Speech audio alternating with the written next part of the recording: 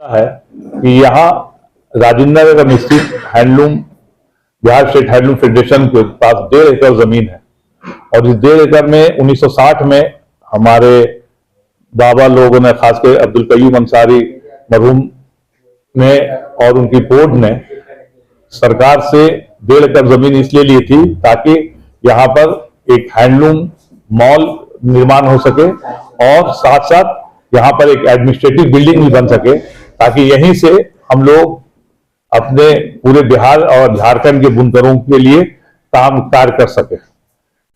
1987 में 85 में जब तत्कालीन मुख्यमंत्री स्वर्गीय श्री चंद्रशेखर जी ने इस बिल्डिंग का, कमर्शियल बिल्डिंग का जो आगे है उसका इनॉग्रेशन किया था, इफ्तिताह किया था, और 1987 में जब बिल्डिंग बन गई तो तत्कालीन स्वर्गीय बिंदश्री मुख्यमंत्री बिंदश्री दुबे जी ने इसका उद्घाटन किया था, उस कमर्शियल बिल्डिंग का।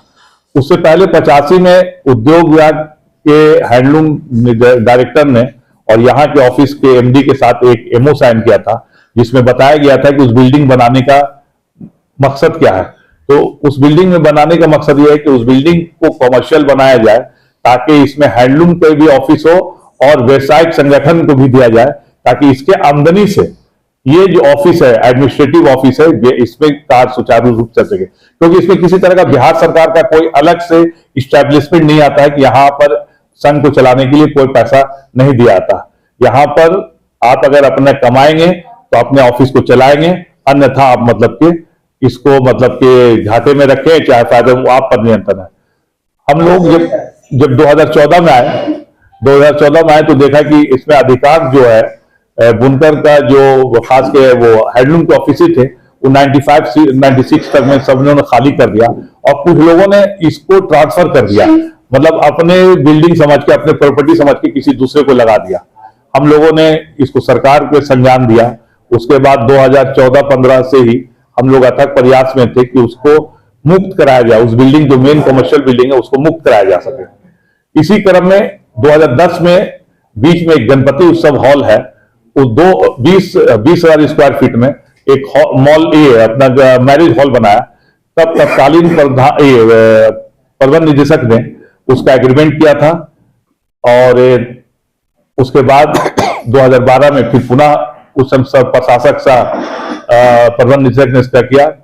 फिर 2013 में ये बात संज्ञान में उद्योग विभाग के प्रधान सचिव को आई, उन्होंने, आपको मैंने दिया है, उन्होंने एक मीटिंग करवाया और प्रोसीडिंग दिया कि उसमें जो भी एग्रीमेंट है तत्काल एकदम उसको रद्द किया जाए और वहां से बुनकरों को मॉल बनाने का निर्णय लिया गया। इसके बाद हम लोगों ने उनको 2014 में जब हम आए, फरवरी में हमने उनको एक लेटर दिया कि उद्योग विभाग के प्रधान सचिव के निर्णय, सरकार के निर्णय के आलोक में ये आप अपना मैरिज हॉल है इसको खाली करके आप हम लोगों संघ को वापस कीजिए, ताकि इसमें हैंडलूम मॉल बनाने का रास्ता साफ हो सके। वो लेटर ले जाके उन्होंने हाईकोर्ट में हमारे लेटर को चैलेंज किया। हाईकोर्ट ने 2017 में जस्टिस अमानुल्लाह साहब के बेंच में आया और 17 में उनके लेटर को क्वेश कर दिया कि ये मतलब उनका एक्सेप्ट को नहीं माना, उनके प्ली को नहीं माना और कहा कि जो एग्रीमेंट हुआ था, जो प्रबंध निदेशक, वो भी गलत किया गया था। उसके बाद से हम लोगों ने उनसे किराया लेना बंद कर दिया है और प्रयास कर रहे हैं। उसके बाद हम लोग 2017 ही में इविक्शन में गए, इविक्शन सूट में गए और 2019 में फिर पुनः गए और अभी केस चल रहा है, बहुत तक हियरिंग हो चुकी है। और जब ये लोग को पता चल गया कि अब हम लोग केस हारने वाले हैं, तो इन लोगों ने क्या किया, एक संयम करके इस ऑफिस को और हमारे कार्यकलाप को, हमारे ऑफिस के कार्यकलाप को इन लोगों ने मतलब कि झूठा करार दिया और कहा कि ये लोग करोड़ों करोड़ों का गबन कर रहे हैं, जबकि हमारा बैलेंस शीट भी करोड़ों का नहीं होता है। उसके बाद ये लोग, हम लोगों ने जो अभी 2020 में हमारा बैंक जो लिया था 85-87 से, जो पंजाब नेशनल बैंक लिया था, दूसरा, तीसरा, चौथा तल्ला, 1987 से याद रखे, 1987 से लेकर 2020 तक पंजाब नेशनल बैंक का यहाँ ट्रेनिंग सेंटर था। हम लोगों को कुछ आमदनी आ जाती थी, वो बैंक था जो कुछ पैसा हम लोग को 2 लाख 2.5 लाख रुपया देता था, जिससे आधा हम लोग का खर्चा होता था। लेकिन 2020 में वो खाली कर गया तो हम लोगों की आर्थिक स्थिति बहुत खराब हो गई और हम लोग वेतन भी यहाँ के कर्मचारियों को देने के लिए बहुत मुश्किल होने लगा। तब हमारे बोर्ड ने निर्णय लिया कि एडवर्टीजमेंट करा के मदरसा बोर्ड में या जहां जहां कार्यालय थे वहां हम लोग ने संपर्क किया कि आप यहां पर अपना कार्यालय खोलिए ताकि हमको किराया से अपना ऑफिस जनरेट हो सके, लेकिन नहीं हो पाया। इसी बीच में एक मतलब सुरजीत सिंह इवेंट वाले, उनसे हमारी बात हुई, हमारी बोर्ड की बात हुई। उन्होंने इंटरेस्ट दिखलाया कि दूसरा, तीसरा, चौथा तल्ला को लेने के लिए तैयार हुए, लेकिन हमारा कार्यालय का दो शर्त था। एक था ये था कि आपको सिक्योरिटी मनी में 12 लाख रुपया आपको देना पड़ेगा। दूसरा है कि पर मंथ 7,25,000 रुपया जो एसडीओ ने जो मतलब कि तय किया था रेट जो था, उसके हिसाब से आपको किराया देना पड़ेगा। वो सहमति हो गई और बाय रजिस्टर्ड हम लोगों ने उनको, क्योंकि हमारे जो एमओ में उसमें साइन है कि व्यवसायिक संगठन को इसमें दिया जाए ताकि उसके आमदनी से ये ऑफिस चल सके। अब कुछ लोगों ने इसका गलत किया कि वहां है दूसरा, तीसरा, चौथा तल्ला में तो कभी बुनकर जा ही नहीं सकता, क्योंकि सरकार ने भी अभी हैंडलूम मॉल बनाया था एग्जीबिशन रोड में। शहनवाज हुसैन साहब हमारे जब तत्कालीन उद्योग मंत्री थे तो उन्होंने बनाया, लेकिन कोई बुनकर को मार्केटिंग नहीं चाहिए। बुनकर को चाहिए कि उनको जो पेशा है, जो कपड़ा बना रहे हैं, सुबह बनाए, उनको शाम को उनको मजदूरी मिलनी चाहिए ताकि उनका घर चल सके। बिजनेस करना इस फेडरेशन का काम है, उनके मालों को लेके देश विदेश में बेचना उनके अपना काम है। हम लोगों ने अपना वेबसाइट भी अभी लॉन्च किया है। हम लोगों ने अभी अपना रिनोवेट भी वहां उसी बिल्डिंग में 3 दुकान तोड़ के हम लोग अपना रिनोवेट शुरू किया है कि वहां मतलब कि अपना शोरूम, क्योंकि लोगों ने कहा कि किसी ने प्रेस कॉन्फ्रेंस कहा कि बुनकर को आज भी समिति को किसी को इंटरेस्ट है तो सरकार का नॉर्म्स है तो हमारी बोर्ड एकदम उसको देने के लिए एकदम तैयार है, जिसको चलाना हो, लेकिन शर्त होगी वो मतलब कि बुनकर के ही हित की रक्षा करे। इसी बिना पर अभी धरना प्रदर्शन भी हो रहा है। और जो गणपति उत्सव हॉल है और उसमें एक अभिजीत केशव जो है वो वहां गैस का एजेंसी चला रहे हैं, वो लोग भी हमारे जमीन को कब्जा किए हुए, वो भी हमको 90 से ज्यादा अंदर गैस कॉमर्शियल जगह में गैस को वितरण किया जा रहा। अगर खुदा ना खास्ते वहां कुछ ऐसा एक्सीडेंट हो जाता, हजारों आदमी की जान उस आदमी के चक्कर में पड़ा हुआ। हम लोगों ने लिखा कि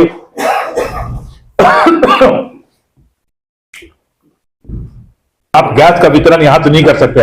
अभी पटना में एक स्टेशन के पास अभी आप देखा होगा एक बहुत बड़ी दुर्घटना घटी एक होटल में, जिसमें से कई लोगों की जान चली गई। हम लोग कहा कि अगर गैस का आपको वितरण करना तो आपका गोडाउन अलग होगा।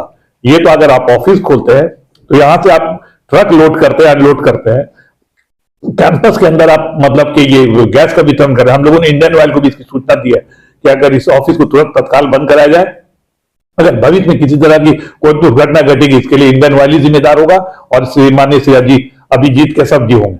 हमारा ये मांग है कि ये दोनों लोग, और जो भी भवन में आज इंक्रोच है, वहां चाय की दुकानें चल रही इंक्रोच से पीछे, मतलब कि काफी लोगों ने मतलब कि अपना कर, हमारे पास साधन सीमित है, हमारे पास एडमिनिस्ट्रेटिव पावर नहीं कि हम किसी को बलपूर्वक खाली करा सके। सबसे पॉइंट की बात यह, जब तक से सरकार और एडमिनिस्ट्रेशन इसमें सहयोग नहीं करेगी तब तक ये खाली नहीं हो सकता। इन लोगों का मनोबल इसलिए उठा हुआ है कि सरकार या ये लोग जो हैं एडमिनिस्ट्रेशन, आज तक इन लोगों ने सही से खाली कराने का प्रयास नहीं किया। हमारा एक और आखिरी बात आपको बताते चलो कि जब हमारे के पाठक जब प्रधान सचिव उद्योग हुए तो उन्होंने 2019 में एकदम कहा कि यहाँ पर जो कब्जा है उसको हम लोग हटाएंगे, और एक डीपीआर जो मैंने अभी आपको दिया है उन्हीं के जरिए 2019 में हुआ कि हम हैंडलूम मॉल उस जगह को खाली करा के, और हमारी बोर्ड की भी मंशा है, हमारी सरकार की भी मंशा ये होगी कि यहाँ पर खाली करा के एक बहुत बड़ा मार्केट बुनकरों को दिया जाए, बहुत बड़ा मार्केट, जिसमें सिर्फ जिस तरह खादी मॉल चल रहा उसी तरह बुनकरों का पूरा शॉप, वो बुनकरों के लिए 2, 3, 4 मंजिला है। वो देश के भी अन्य बुनकर क्षेत्र को भी और बिहार के भी लोगों को मार्केटिंग का प्लेटफॉर्म दिया जाए ताकि इससे उनकी अपनी पहचान हो सके। लेकिन ये चूंकि गणपति उत्सव हॉल के मालिक श्री कमल प्रसाद के द्वारा एक हठधर्मी करके इसको मतलब कि इसको बलपूर्वक के कब्जा किए हुए है, और उसके बाद इसी संस्था को जिस पर वो कब्जा किया इसी को वो झूठा और ये मतलब कि उसको फ्रॉड कह रहे हैं। मेरी ही जमीन है, मेरी ही हम ही को चोर कह रहे हैं। जैसे आप ही पर आरोप लगा रहे हैं कि आप ही लोग गड़बड़ कर रहे हैं, तो इसका क्या कारण क्या है? आप ही अवैध कब्जा करने का या गलत उपयोग कराने का आरोप आप पर लग रहा है। हमारा उनका आरोप यही तो है कि कहते हैं ना, कहावत है ना कि जब चोर चोरी करके भागता है सुबह में तो चोर चोर करके चिल्ला के भागता ताकि लोग उसको चोर नहीं समझे। हमारा कब्जा तो वो हमारा ऑफिस का क्यों कब्जा होगा? ये तो हमारी प्रॉपर्टी, हमारी बोर्ड की प्रॉपर्टी है। मतलब ये हम लोग तो उसको निकालने का प्रयास कर रहे हैं। जब उन लोग देख रहे हैं कि ये चेयरमैन नहीं मान रहा है, ये बोर्ड इसकी नहीं मान रही है, तो किसी भी तरह का लिखित अनियमितता है कि हमारी ऑडिट होती है, जो भारत सरकार में भी जाता है, बिहार सरकार में भी जाता है, एक कॉपी ऑडिट रिपोर्ट हर साल हमारा कोई भी खर्च होगा वो बोर्ड के बगैर अप्रूवल के नहीं हो सकता। और हर बोर्ड की सूचना जो भी हम लोग करते हैं वो सरकार में, खास के भारत सरकार कॉर्पोरेशन मंत्रालय को एक कॉपी भेजी जाती है। हम लोगों ने ये निर्णय लिया, जब अभी आप जो होटल के बारे में जो आप लोग कह रहे जिक्र कर रहे हैं, हम लोगों ने जब उसको बोर्ड से लेकर देने का निर्णय लिया तो इसकी सूचना अविलंब हम लोग ने भारत सरकार को पहले दिया कि हम लोगों के पास आर्थिक स्थिति संकट में है, हम लोगों के पास नहीं है और हम लोगों का मतलब इस चलाने के लिए कुछ ना कुछ चाहिए हम लोग को। तो ये कॉपी भेज के हम लोगों ने जो उनसे एग्रीमेंट किया था वो कॉपी हम लोगों ने भारत सरकार में भी उसको वो कॉपी निकाल के दिखाइएगा। वो कितने में हुआ है? 7,35,000 रुपये में वो लाइन जो भारत सरकार में हम लोग लिखे थे, 7,35,000 पर मंथ का हुआ। और ये गणपति उत्सव हॉल है, इसका सुनकर आपको ताज्जुब होगा।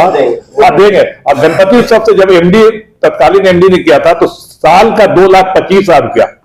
अभी तो आप लोग नहीं ले रहे हैं। हम लोगों ने 2014 से इसको लेना बंद कर दिया। और अभी जीत के साथ इन लोग क्या करते हैं, अभी हम लोग ने हमारे अकाउंट में चूंकि आरटीजीएस तो कोई भी कहीं भी कर सकता है किसी के नंबर से जाने, तो हम लोगों ने उनको एक नोटिस जारी किया लीगल कि अगर आप मेरे अकाउंट से छेड़छाड़ कीजिएगा तो मैं आपके पुराना जो रुपया जमा किया उसको हम आपका पुराना ड्यूज मान के उसको जब्त करेंगे और आगे अन्यथा कानूनी कार्रवाई की जाएगी। लेकिन इस पर भी उनको कभी कभी गुप्त रूप से वो मतलब कि रुपया, लेकिन अदालत को दिखाने को हाँ 5,000, 10,000, 50,000 इसी तरह का भेज रहे हैं।